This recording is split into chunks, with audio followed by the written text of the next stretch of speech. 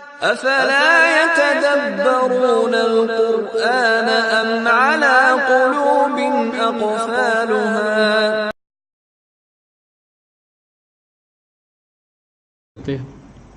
الم تروا کیف خلق اللہ سبع سماوات طباقا، کیا تم نے نہیں دیکھا کیسے اللہ نے 7 آسمان پیدا کیے، طباقا تہ بتہ.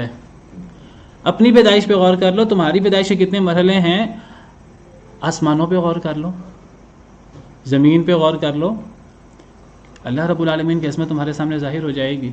اس سورہ مومنون جس سے میں نے آپ کو انسانی زندگی کے مراحل بتائے، اسی سورہ مومنون میں انسانی زندگی کے مراحل کے بعد آسمانوں کا ذکر ہے. وَلَقَدْ خَلَقْنَا فَوْقَكُمْ سَبْعَ طَرَائِقَ، ہم نے آسمانوں میں ہم نے تمہارے اوپر 7 آسمان پیدا کیے.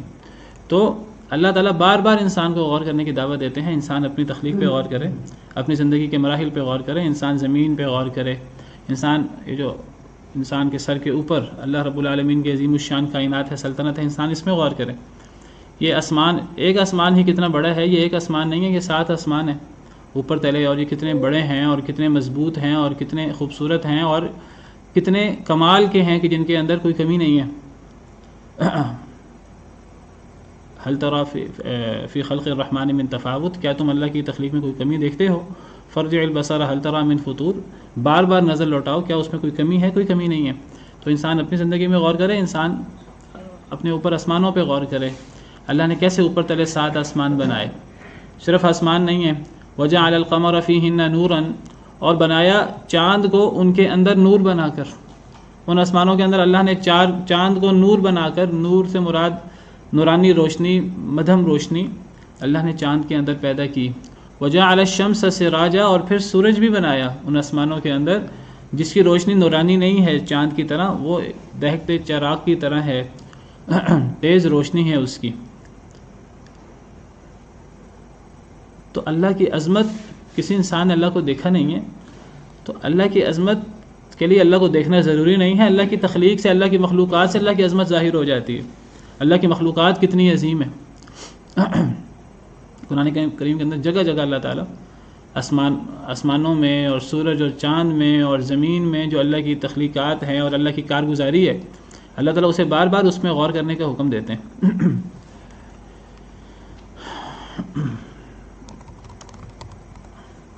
سورہ یونس میں آیت نمبر 5 میں یہی انداز ہے. اللہ فرماتے ہیں هو الذی جعل الشمس ضیاء، کہ اے لوگو، تمہارا رب، تمہارا خالق، تمہارا مالک کون ہے، تم جس کی نافرمانی کرتے ہوئے تمہیں ڈر نہیں لگتا، کہ وہ ذات جس نے سورج کو بڑا تیز روشنی والا بنایا ہے، والقمر نورا، چاند کو نورانی بنایا ہے، وقدرہ منازل، چاند کی منزلیں مقرر کی ہیں، پہلی کا چاند، دوسری کا چاند، تیسری کا چاند چھوٹا بڑا ہوتا رہتا ہے. لتعلموا عدد السنین والحساب، تاکہ تم سالوں کی تعداد جانو، تاکہ تم حساب جانو. ما خلق اللہ ذلک الا بالحق، یہ اللہ نے چیزیں بے مقصد پیدا نہیں کی، کوئی نہ کوئی مقصد ہے ان کا. یفصل الآیات لقوم یعلمون، یہ نشانیاں ہیں جو بڑی تفصیلی نشانیاں ہیں جو اللہ کھول کھول کر بیان کرتے ہیں اس قوم کے لیے جو جانتی ہے. ان نشانیوں میں غور کر کے انسان کے سامنے اپنے رب کی عظمت ظاہر ہوتی ہے. وَكَأَيٍّ مِّنْ آیَةٍ فِي السَّمَاوَاتِ وَالْأَرْضِ يَمُرُّونَ عَلَيْهَا، کتنی ہی نشانیاں ہیں آسمان و زمین میں جس سے وہ گزرتے ہیں. وَهُمْ عَنْهَا مُعْرِضُونَ، منہ پھیر کر وہاں سے گزر جاتے ہیں، اعراض کر کے وہاں سے گزر جاتے ہیں، توجہ ہی نہیں کرتے. انسان کو توجہ کرنی چاہیے.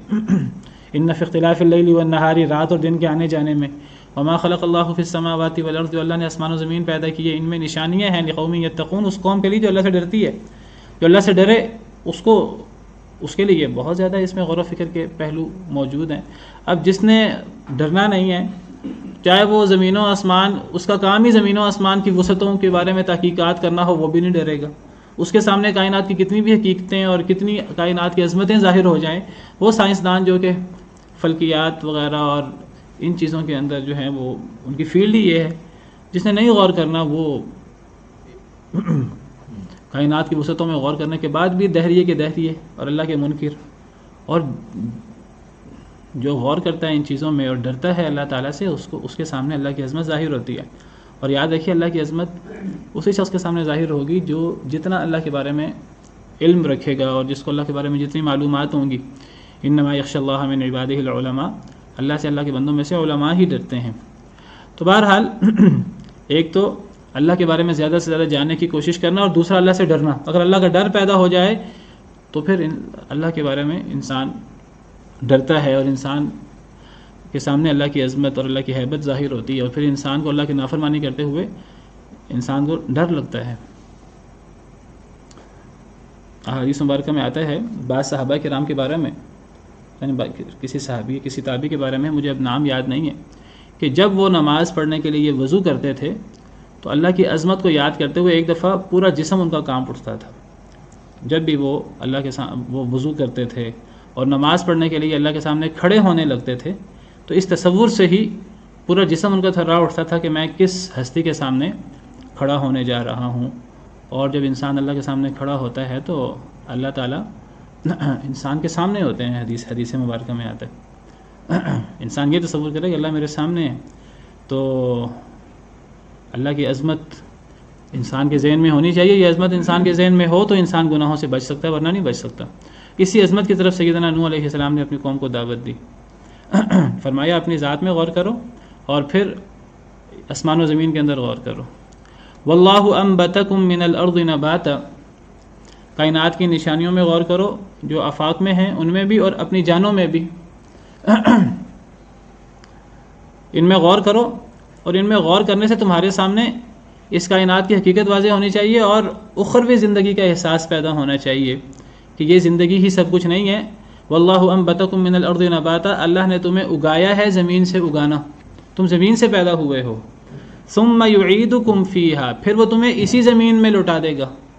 اسی زمین کے اندر تم مر کے اسی کے اندر دفن ہوگے، اسی زمین کے اندر تم مل جاؤ گے، اور یہیں پہ بس نہیں ہوگی. ویخرجکم اخراجا، تمہیں نکالے گا، پھر نکالنا اسی زمین سے. اسی زمین سے تمہیں اگایا ہے، تمہیں بنایا ہے، اسی زمین میں تم دوبارہ لوٹ جاؤ گے، اور اسی زمین سے تم دوبارہ قیامت کے دن تمہیں اللہ تعالیٰ نکالیں گے اور تمہیں پھر اللہ کے سامنے حساب دینا ہے. تو تمہیں اللہ کے سامنے کھڑا ہونے سے ڈر نہیں لگتا؟ تمہارے سامنے اللہ کی ہیبت، اللہ کی عظمت ظاہر نہیں ہوتی؟ یہ حضرت نوح علیہ السلام کی دعوت ہے جو حضرت نوح علیہ السلام نے اپنی قوم کو پیش کی، اور قوم آگے سے نفرت کا اظہار کرتی رہی، آگے سے دور بھاگتی رہی. حضرت نوح اللہ کے سامنے اپنی قوم کا شکوہ کر رہے ہیں. سورہ طٰہٰ میں اللہ تعالیٰ نے اس حقیقت کو ایسے واضح فرمایا ہے کہ انسان مٹی سے پیدا ہوا ہے، مٹی میں ہی انسان نے مل جانا ہے، اور مٹی سے ہی انسان نے دوبارہ اٹھنا ہے. سورہ طٰہٰ آیت نمبر 55 اللہ فرماتے ہیں مٹی کے بارے میں، منہا خلقناکم، اسی مٹی سے، اسی زمین سے ہم نے تمہیں پیدا کیا ہے. وفیہا نعیدکم، اسی میں ہم تمہیں لوٹا دیں گے. تم پیدا بھی اسی سے ہوئے ہو، انسان کی ساری خوراک بھی اسی مٹی سے ہے. انسان نے زندگی گزار کر دنیاوی زندگی اسی مٹی میں مل جانا ہے، اسی مٹی میں چلے جانا ہے. ومنہا نخرجکم تارۃ اخری، اور اسی سے ہم نکالیں گے تمہیں دوسری مرتبہ بھی. جو دوسری زندگی ہے وہ بھی اسی مٹی سے ہی ہوگی. مرتبہ اخری، دوسری مرتبہ دوسری زندگی بھی اسی مٹی سے ہی ہوگی. جو انسان مٹی سے پیدا ہوا ہے، مٹی میں ملے گا اور پھر مٹی سے ہی دوبارہ زندہ ہوگا، تو وہ انسان اللہ رب العالمین کی نافرمانی کیسے کر سکتا ہے؟ یوم یقوم الناس لرب العالمین، انسان تصور کرے کہ انسان قیامت کے دن رب العالمین کے سامنے کھڑا ہوگا تو اس وقت کیا جواب دے گا؟ اس کی طرف اشارہ کیا سیدنا نوح علیہ السلام نے اپنی قوم کو. واللہ جعل لکم الارض بساطا، اور اللہ نے بنایا تمہارے لیے زمین کو بساطا، پھیلی ہوئی، کشادہ. یہ زمین کو اللہ نے تمہارے لیے آرام دہ بنا دیا ہے، تمہارے لیے جائے قرار بنا دیا ہے. اللہ کی ہزاروں لاکھوں نعمتوں میں سے ایک نعمت کہ زمین تمہارے لیے جائے قرار ہے. تم اس زمین کے اندر چل پھر سکتے ہو، تم اس زمین کے اندر اپنا روزی کما سکتے ہو، تم اس زمین کے اندر آرام کر سکتے ہو. اللہ نے زمین کو کشادہ بنایا ہے. بساطا، کشادہ. زمین تمہارے لیے بڑی کشادہ ہے. زمین تمہارے لیے پھیلی ہوئی ہے، جس طرح ہم نے سورہ ملک میں پڑھا کہ هو الذی جعل لکم الارض ذلولا فامشوا فی مناکبہا، اللہ نے زمین کو تمہارے لیے ذلیل کر دیا ہے، زمین کو تمہارے لیے بچھا دیا ہے. فامشوا فی مناکبہا، زمین کے رستوں میں چلو. وکلوا من رزقہ، زمین کے رزق سے کھاؤ. لیکن یہ بات یاد رکھو وإلیہ النشور، اللہ کی طرف لوٹ کر بھی جانا ہے. اللہ نے دنیا میں صرف نعمتیں استعمال کرنے کے لیے نہیں بھیجا. تو اللہ نے تمہارے لیے زمین کو بچھونا بنایا ہے، زمین کو تمہارے لیے پھیلا دیا ہے، لتسلکوا منہا سبلا فجاجا، تاکہ تم چلو منہا اس زمین میں، سبلا فجاجا کھلے رستوں میں، تم زمین کے کھلے رستوں میں چلو۔ یہ زمین ہمارے لیے تابع ہے اور بچھی ہوئی ہے اور ہم زمین پہ چل سکتے ہیں، یہ اللہ کی بہت بڑی نشانی ہے اور بہت بڑی نعمت ہے، اور اللہ کی یہ بھی بہت بڑی نعمت ہے کہ اللہ نے زمین کے اندر رستے بنا دیے ہیں۔ میں نے پہلے بھی کئی دفعہ ذکر کیا، زمین کے اندر رستے ہونا یہ بھی اللہ کی بہت بڑی نعمت ہے اور اللہ کا بہت بڑا انعام ہے، اور اللہ اس کو قرآن کریم میں جگہ جگہ اپنا انعام ذکر کرتے ہیں کہ اللہ نے زمین کے اندر رستے بنائے ہیں، ورنہ اگر اللہ تعالیٰ چاہتے تو زمین ساری کی ساری چٹیل میدان ہوتی، سیدھی ہوتی، تو انسان کو پتہ نہیں لگتا انسان نے کہاں جانا ہے، دائیں بائیں کی پہچان ہی انسان کے لیے مشکل ہو جاتی۔ انسان کھڑا ہو کر تو کہہ سکتا ہے یہ میرے دائیں ہے، یہ میرے بائیں ہیں، لیکن اگر ایک لک دک صحرا ہو، ایک بالکل ہموار زمین ہو، کوئی اونچائی نہ ہو، کوئی نیچے حصہ نہ ہو، کوئی پہاڑ نہ ہو، کوئی رستہ نہ ہو واضح، تو انسان چلتا رہے، انسان کو پتہ نہیں لگتا کہ میں اب سیدھا جا رہا ہوں، کہ میرا منہ دائیں طرف ہو گیا ہے کہ میرا منہ بائیں طرف ہو گیا ہے، انسان کو اندازہ ہی نہیں ہوتا۔ انسان کہے کہ میں نے بالکل ناک کی سیدھ میں چلنا ہے، انسان ناک کی سیدھ میں چلنے کے قابل نہیں ہے، تھوڑا سا دور جاتا ہے تو انسان کو نہیں پتہ لگتا کہ انسان چل ناک کی سیدھ میں رہا ہوتا، اس کو یہ نہیں پتہ لگتا کہ میری ناک تھوڑی سی ٹیڑھی ہو گئی ہے، انسان کو نہیں پتہ لگتا۔ تو یہ جو زمین کے اندر رستے اللہ نے بنائے ہیں، یہ اللہ کا بہت بڑا انعام ہے، بہت بڑا انعام ہے۔ اور یہ رستے، زیادہ تر رستوں کا ذکر ملتا ہے پہاڑوں کے ساتھ۔ اللہ نے زمین کے اندر پہاڑ بنائے، زمین کے اندر اللہ نے ڈھلوانے بنائیں، زمین اونچی نیچی بنائی۔ سورہ انبیاء میں اللہ تعالیٰ اس حقیقت کو ایسے واضح فرماتے ہیں،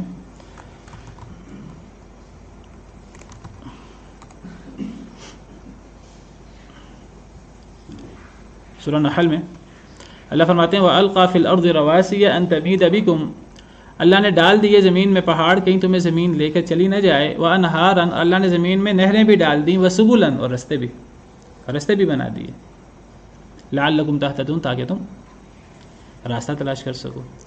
إن هذا القرآن يهدي للتي هي أقوم ويبشر المؤمنين الذين يعملون الصالحات أن لهم أجرا كبيرا۔